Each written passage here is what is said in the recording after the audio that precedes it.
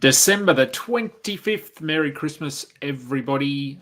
Whether it is the end of the day for you or the start of the day, it is the end for me here in Australia. So heading off to bed soon, planning on getting up at 4 a.m. to watch the Knicks and the Spurs play. But we have 5 games to talk about. Hey, let's do a show anyway. This is the Wednesday pre-game show. Let's go balls deep. I'm the type to get shit done. You the type to observe.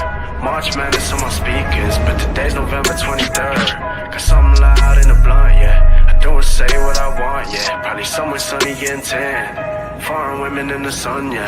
That's all that I need. That's all that I need. That's all that I need. Got my brothers with me.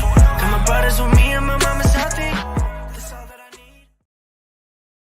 Welcome to the Balls Deep podcast, brought to you by Fantasy Basketball International. I am your host, Adam King. Find me on Twitter and Blue Sky at Adam91, and we are on Google Podcasts, Apple Podcasts, Spotify, YouTube. Please go and find us and subscribe to us. Part of the Old Man Squad. We are also there at Old Man Squad on Twitter. 5 games starting very early here in Australia, starting midday, I think, in the US.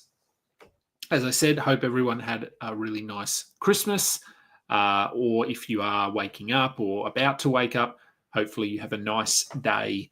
It was very hot here today. Didn't do too much, just hung around, had lots of food, watched National Lampoon's Christmas Vacation, as we every year.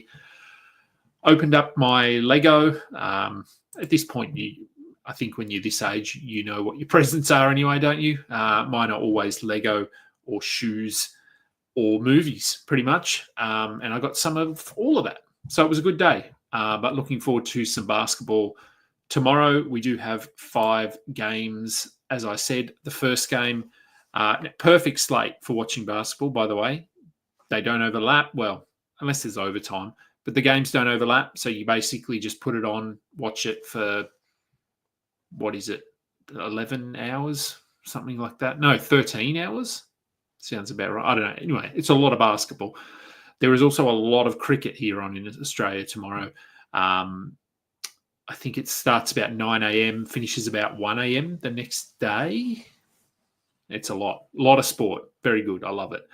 First game, Spurs at New York. For the Spurs, relatively healthy. So we don't... it's actually good to see most of the big names are playing this year on Christmas Day, which is not always the case. So it certainly makes the games a little bit more exciting. But it does mean that streaming is a little bit harder. But with only 5 games, there's going to be some value. Julian Champagny, someone to consider. I know he is coming off the bench, but Harrison Barnes just looks worse and worse every week. I don't think they start Champagny. I just think they like Barnes in the starting lineup, but Champagny played 29 minutes in the last game. If he can hit that mark again, I think he's worth a look. Steph Castle was pretty good in that last game as well, but the minutes to me don't scream streaming value.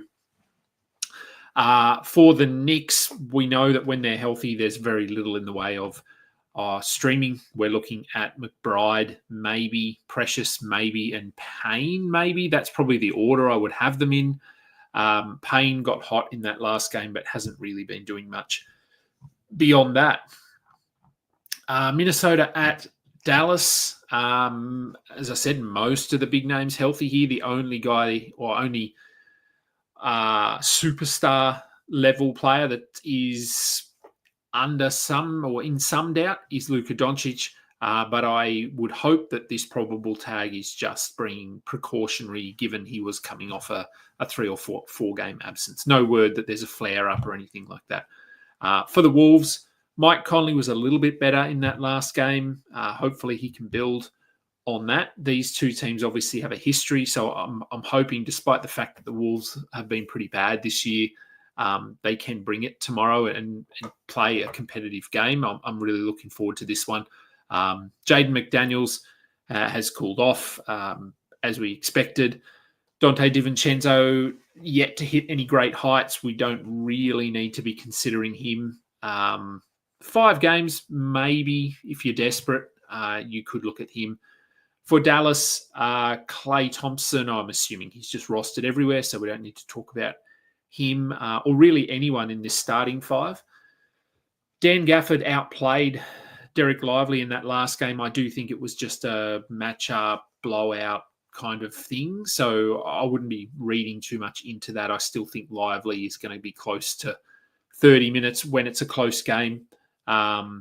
But Gafford, if he was dropped, he certainly has streaming appeal if you need rebounds and blocks. Najee Marshall, he does a little bit of everything. He had a really nice run there offensively, but has since cooled down. He also had an illness which cost him a few games. Maybe there was an injury there. But anyway, he's pretty borderline, as is Quentin Grimes and Spencer Dinwiddie. When Luka and Kyrie are healthy, they're going to find it hard to play enough to have value. Philly at Boston, another good game, and great that we've actually got full strength teams, assuming the Boston guys are healthy. We'll start with Philadelphia. Joel Embiid will play. That's the first bit of good news. He was ejected in that last game, but yeah, no indication that there was a suspension or there is one, so he should be fine.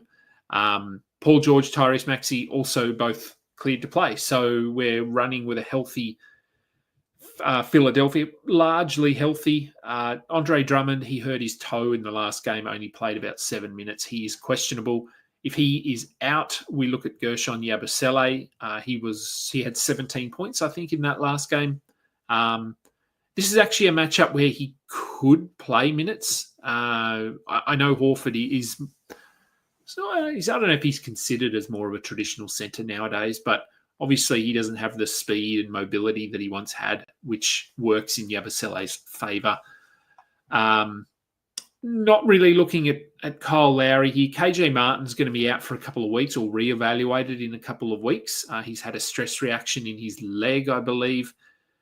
That doesn't really help anyone. Caleb Martin would be the one if you just need some defensive stats. Much like his brother, they both do just enough to be considered. And maybe Kelly Oubre can turn things around after a couple of subpar performances. For the Celtics, Derek White, Drew Holiday, and Jason Tatum all questionable. Tatum was out with an illness in the last game. Hopefully he's through that. Hopefully Boston are just fully healthy here. Derek White has a hamstring. Drew Holiday has a shoulder. So both, I don't know. I mean, they're obviously on the injury report for a reason. And we will find out more. It's going to be tough because the games tip off so early tomorrow. We may not know whether they're active until, I don't know, an hour before tip, but even then it's far too late to lock lineups. In terms of streaming, you can certainly shuffle existing players on your roster around, but you won't be able to stream in a Sam Hauser, for example, if we get word that Derek White and Drew Holiday are out, which you would do if we knew that before midday.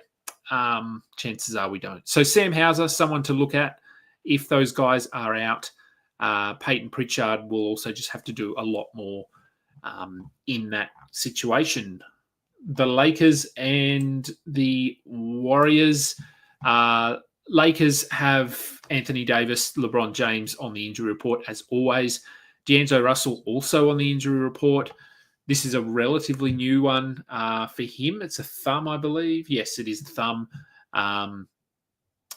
Obviously, if LeBron and Anthony Davis don't play, there's a ton of streaming value. But again, based on what we've seen in the last month, they're not going to announce whether these guys are healthy or available until, I don't know, an hour, half hour before tip, which is far too late, again, for streaming purposes. So you would really be taking a flyer here with the Lakers.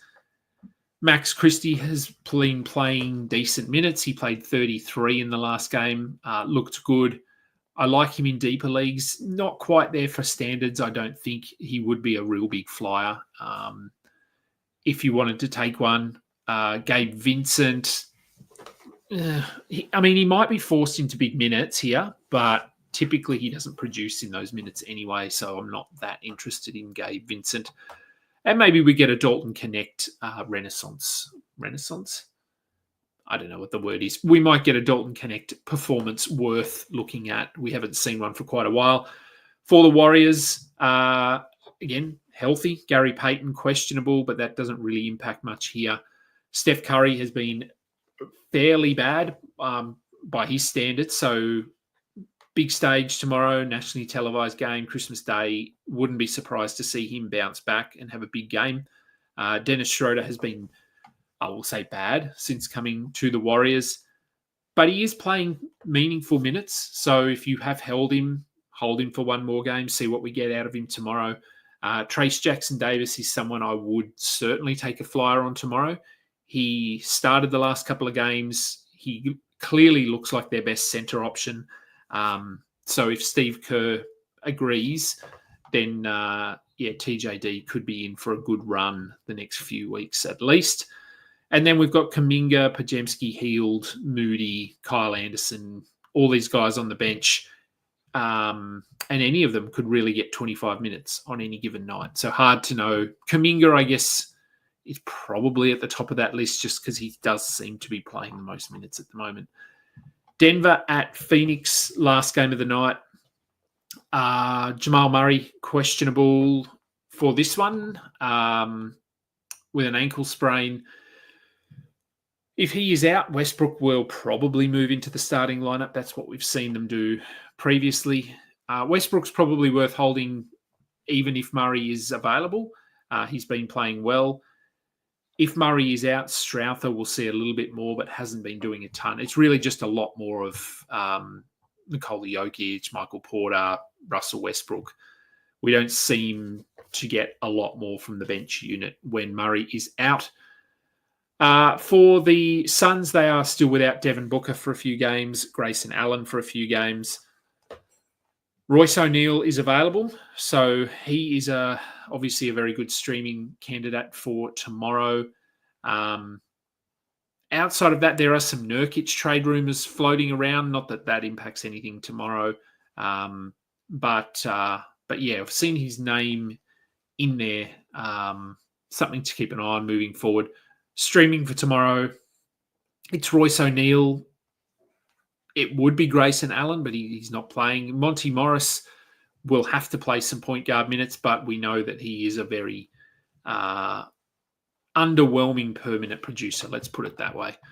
So I don't really think we need to be considering him for tomorrow.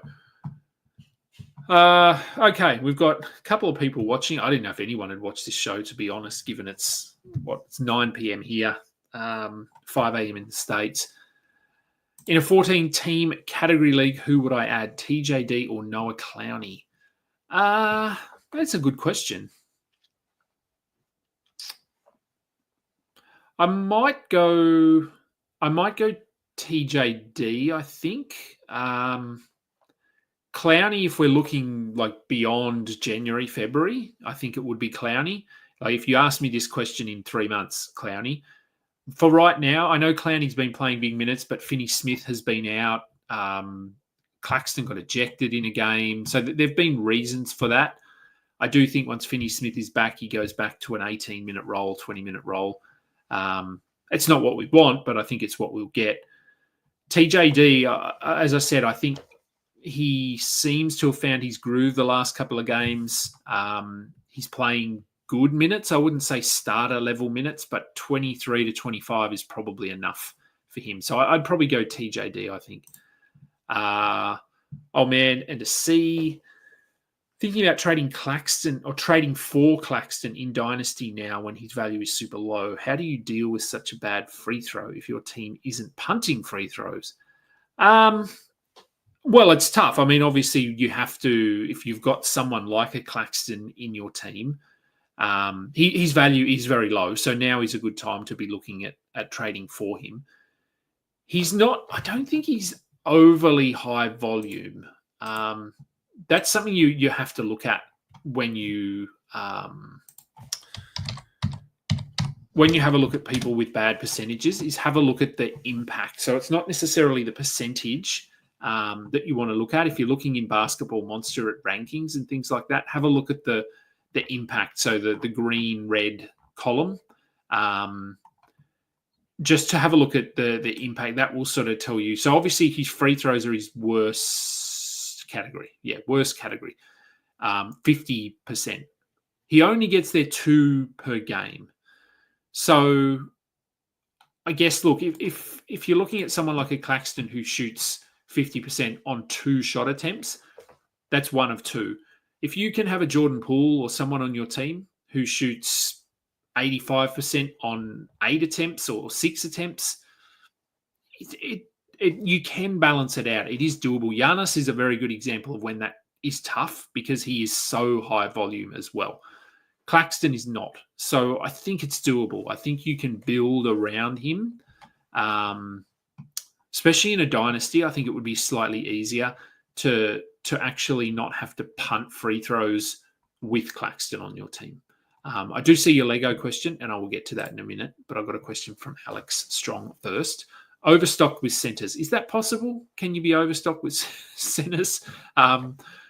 JJJ, Zubats, Hartenstein, Mark Williams, Chet on IR, wanting to trade when or before Chet comes back. Who's the best to move off in a points league?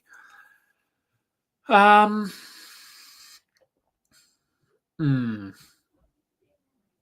ESPN, you can only have 4 centers. Yeah, well, that's another reason not to play ESPN. Who would be best to move off? Look, I mean, I guess if you're looking at selling high on someone, if you did want to move off someone, which I'm assuming... Look, I mean, Chet's a long way off. So, honestly, he might not be back till the All-Star break. The way the Thunder are going, they have absolutely no reason to rush him back.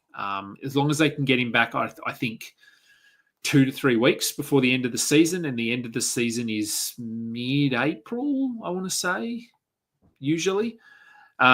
He may not be back till mid-March, early March.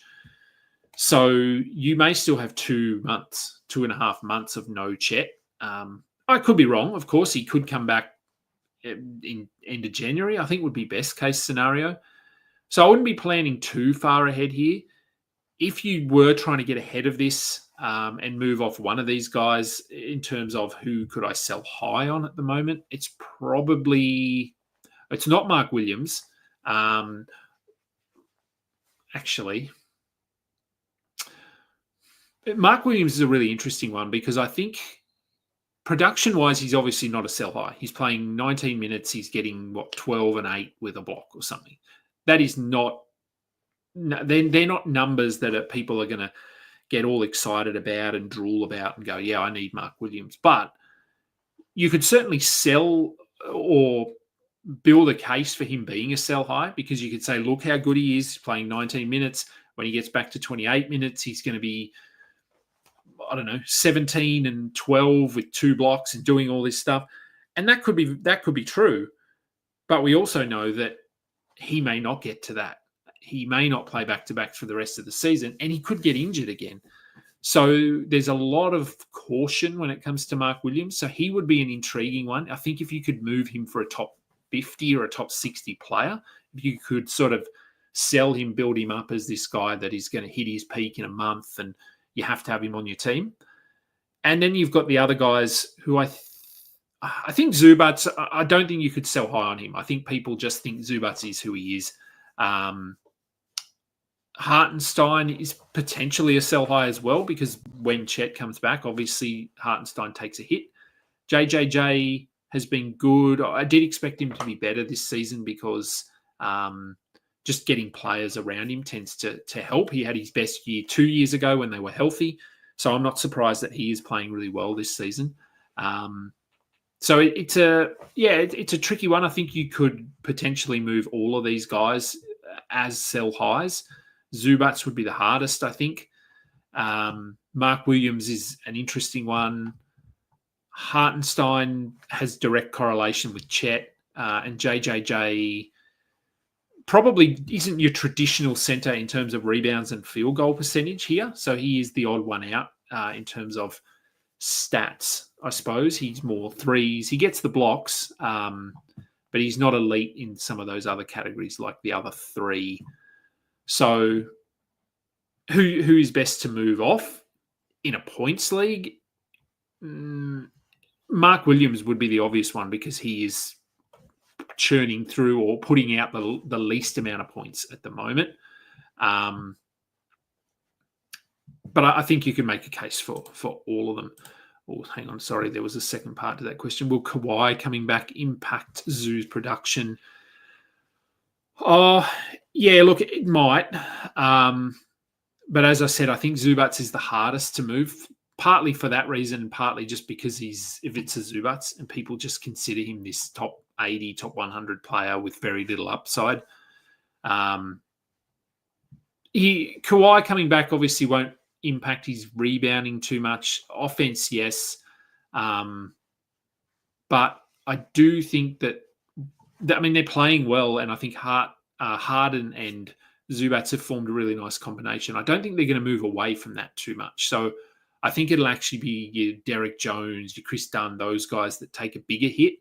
Zubats probably a little one, but not too much. Is Herb for Harris in a 9-cat crazy if I need the stocks? Harris, I'm assuming you mean Tobias Harris. Is Herb for Harris? No, I don't think so. I think Harris probably finishes slightly above Herb in terms of overall rank, and he can get you a little bit more in, or Kenny. I don't know. Harris has been pretty bad. I'm okay with that. I think Herb is going to play 35 minutes a night moving forward. He's elite defensively. He hits threes. Doesn't really hurt your percentages. Harris, in theory, should give you more in points, assists. That might be it. Rebounds, maybe rebounds, but yeah, I think that's okay. I certainly don't think it's crazy. All right, let's get back to this question before I get out of here and try and get some sleep before the 4 a.m. game. What is my favourite Lego theme? Ooh, yeah, it's a tough question. I would probably say, I have so much. It's probably Lord of the Rings. I think I have a lot of Batman Lego as well. What else? I'm just trying to think what I've got down in my Lego room. I've got all the Simpsons Lego. There's new Simpsons Lego coming out next year, so that's exciting. Honestly, I could do a whole podcast about Lego. Yeah, I like, actually, maybe the ideas theme. I like the Lego ideas theme because they come out with all sorts of things, and they are leaning a lot more into adult Lego collectors, which I like. So I got the Nightmare Before Christmas set, the Seinfeld set, the Office set. What other ideas? Home Alone set. So they've had a lot of good Lego ideas sets over the last few years, but if it was a specific theme, it's probably Lord of the Rings. And there are 2 more Lord of the Rings sets coming out. And you like the Lord of the Rings set. Do I own the old sets? I own some of them. They're very expensive now, as you would know. So I do have the Tower of Orthanc, the original tower, which there are rumors that there might be a remake of that coming out at some point. Not this year, I don't think. So I do have that. I have the... What's the other one? I've got the Spider. I've got the Helm's Deep battle, I think. And I've got another one. I think maybe they're I got into Lego just after those sets, and as you know, they're stupidly priced now. So I have all the new ones. I have the Barad-dûr and I have the Rivendell, and I will get Bag End next year. And I think there's a second set. I can't think what it is, but yes, I do have the Lord of the Rings. And if you do have the sorry for anyone that doesn't like Lego, I've gone way off track here. Yes, I do have Rivendell, Barad-dûr. If you are into Lego and considering the light kits, so this was a conundrum for me for a long time, is do I want to get a light kit to light up my Lego? Because they are expensive. Not as expensive as the Lego itself, but then not cheap. I was at a Lego expo thing that they have here in Canberra where I live. I was actually working there for my my day job, which was good. So I was there for the day and wandering around. And I ended up, I decided, okay, look, I'm going to get a light kit. And I got the light kit for Barad-dûr, which for people that know maybe Lord of the Rings, not the Lego or aren't super familiar, it's the big tower with the eye on the top. And I got the light kit and it looks pretty phenomenal in the dark. It lights up the eye quite well, and the whole castle lights up and it flickers like there are flames. So there's a pretty good chance I'll get the one for Rivendell as well. Your favourite set is the Christmas X-Wing. I don't get any of the Star Wars Lego. I do like the Star Wars Lego, but there is so much of it. And if I went down that path, I might never come out. I used to collect all of the modulars as well, the buildings. I had about 12 of them. But, for starters, I had nowhere to display them because they are... you line them all up and each one of them is, 30 centimetres or something. You get to 10 of them, it's 3 metres. I just don't have a 3 metre shelf in my house. So I ended up selling all of those. And I just like getting specific sets now. Like I've got a lot of the Nintendo sets. I've got the Titanic. So just when a big set comes out that I like, I go and get it. But in terms of, sets, Lord of the Rings, I do like to just get whatever's coming out for Lord of the Rings. And I've got the new Batmobile out there to build. That's what I got for Christmas. Yes, Star Wars. There are a lot of them. And I do like that I'm going on way too long here. I like that they're redoing a lot of the old castle sets. So I've got a few of the newer versions of the old castle sets. And also, I have the D&D set as well. You put that in there. I got the D&D set. I just pulled it apart actually on the weekend to make room for some new sets. And I like that they're redoing the old space themes as well. So I got I can't even think what it was called, the blue and yellow old spaceship. And then there's a Blacktron Lego space set coming out on the 4th of January. So I'll be getting that one as well.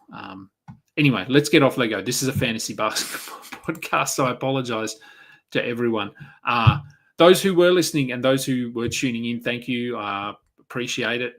As I said, given it's Christmas, I'm surprised that anyone was here. Enjoy your Christmas. Enjoy the NBA tomorrow, wherever you are around the world. I will be back with a post-game show tomorrow. Yeah, I should be. Yep. Yes, I do love the Lions Castle. One more Lego question. I will be back with a post-game show tomorrow. I'm Adam King. This has been the Balls Deep pre-game show. Until next time, and Merry Christmas. Catch ya. You just listened to another episode from the Fantasy Basketball International Podcast Network. Thanks for joining us. And for more information about joining our community, please check out our website at FBIBasketball.com.